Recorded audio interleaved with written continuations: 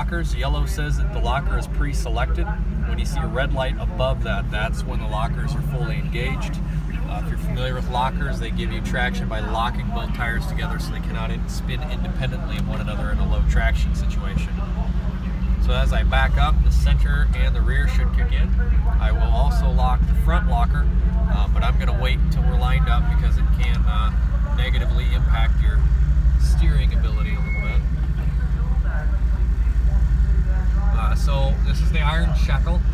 The first ramps directly ahead in front of us are a 38-degree angle. The ones with the more aggressive traction plates, that's going to be 42 degrees. We're not going to see anything but the sky. And this will take your photo at some point. I'll let you know if you guys want to be goofy or anything like that. Or you can just look terrified. I mean, that's what most people do. So here we go. Climb on up. So here's 38 degrees and photo in 3, 2, 1.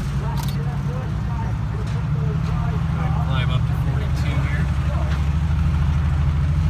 And photo in 3, 2, 1. It's not too steep. Head on up onto our seesaw here on the top.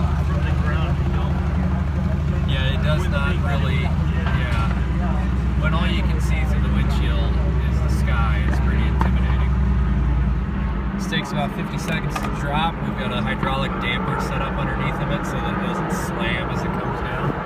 But you guys get a great view of the track and the banking over there.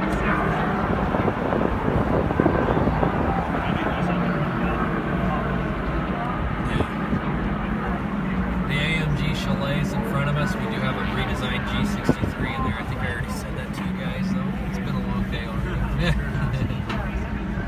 Alright, start heading down.